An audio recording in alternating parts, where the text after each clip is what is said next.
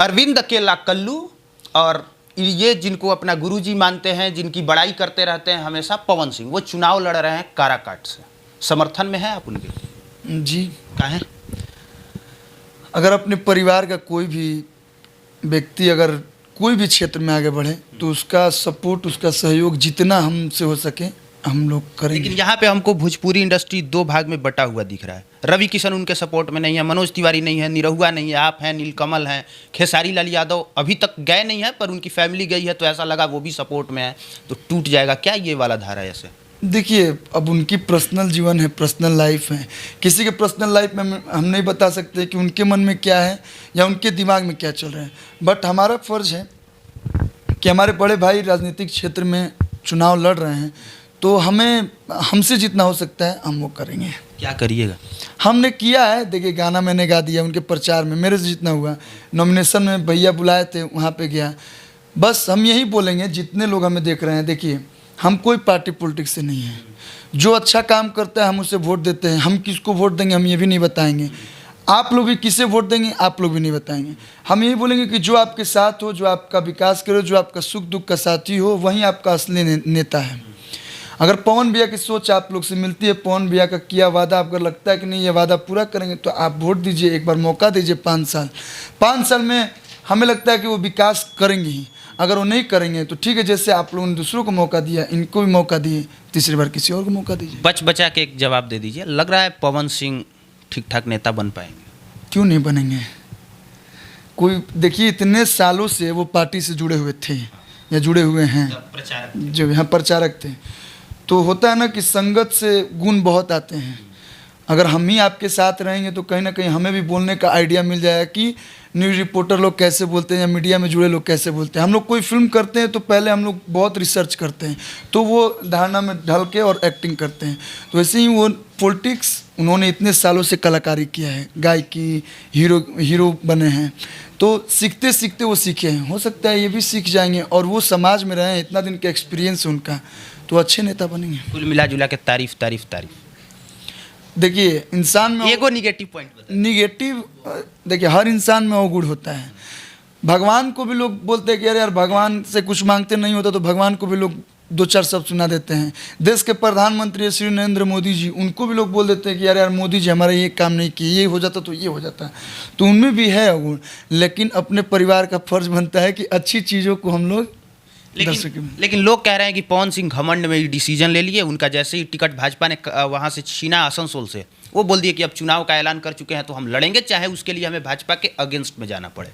अब देखिए, वो उनकी सोच है, हम उतना डीपली नहीं जानते हैं। पर ही तो जानते होंगे, मतलब नॉर्मल हैं, घमंडी हैं, कैसे? नहीं, घमंडी नहीं है, बहुत प्यारे हैं। कलाकार घमंडी नहीं होता है, कलाकार दिल का बहुत कोमल होता है। कलाकार सबका होता है, कलाकार हर एक जाति का होता है, और यही फ़ायदा है पॉलिटिक्स में और कलाकारी में। यही फायदा कि कलाकार भी सबका होता है, जो पब्लिक के लिए काम करे वो सबका होता है। कलाकार बहुत कोमल दिल का होता है। ठीक है, अगर लोगों को लगता है कि थोड़े बहुत मतलब घमंड है या जो ईगो है जो भी है, तो ऐसा कुछ नहीं है। खैर, लोग पसंद भी कर लेते हैं, है भी तो भी वो एक्सेप्ट, वो उनका वही उनका स्टाइल लोग पसंद करते हैं। मैं बार बार बोलता हूँ कि अगर कल्लू चाहें कतनो एड़ी उचकालेस तो उनका स्थान नहीं ले सकते हैं, क्योंकि उनका एक अलग नज़रिया, अलग अंदाज है, मेरा एक अलग अंदाज है। यही तो फ़ायदा है आज के समय में डिजिटल लाइन में, कि सबका एक अलग अलग अंदाज है और सभी अपने अंदाज में जलवा बिखेर रहे हैं, सभी लोग को लोग पसंद कर रहे हैं, तो उनका स्टाइल है।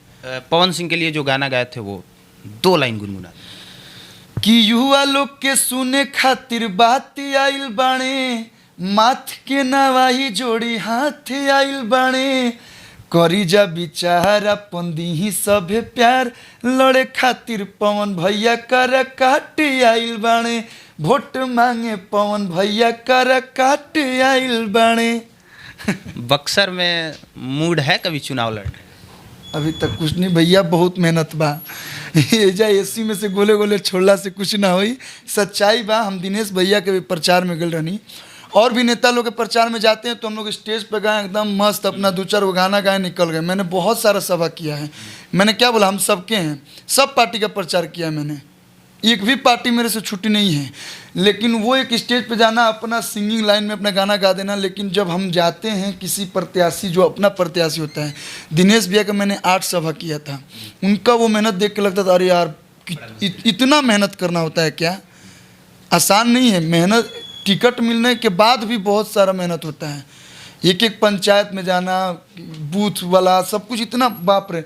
अभी पवन भैया के पास गए थे, जो आदमी मतलब क्या बोलते हैं, हम लोग फिल्म के सेट पे होते हैं तो धूप नहीं लगने देता है, छाता एगो बॉय लेके खड़ा रहता है हमेशा, नारियल पानी जूस से लेके प्रोड्यूसर इतना मानता है। हम लोग के पास इतना थोड़ा बहुत पैसा है कि हम लोग अपनी चीज़ों को लेके चलते हैं।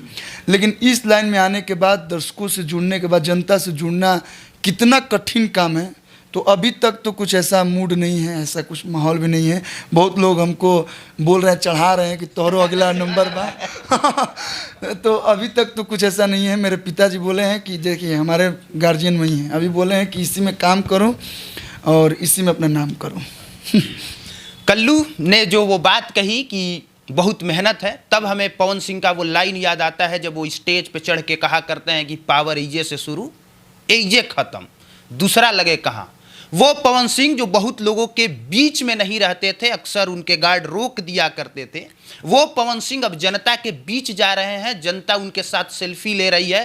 पवन सिंह न रोक पा रहे हैं न रोक पाएंगे। उनके गाड़ी पे, छज्जे पे लोग चढ़ जा रहे हैं, उनका शीशा तोड़ दे रहे हैं, और पवन सिंह के हिस्से में हाथ सर पे रख के पीटने के अलावा और कोई ऑप्शन बचा नहीं है। तब आपको समझ में आता है कि असली पावर कहाँ है। तब आपको समझ में आता है कि असली पावर उसी जनता के पास है जहाँ से आपको होके गुजरना है। और यही बात आपने दूसरे लैंग्वेज में कहा। तो समय देने के लिए आपका बहुत बहुत धन्यवाद। Thank you.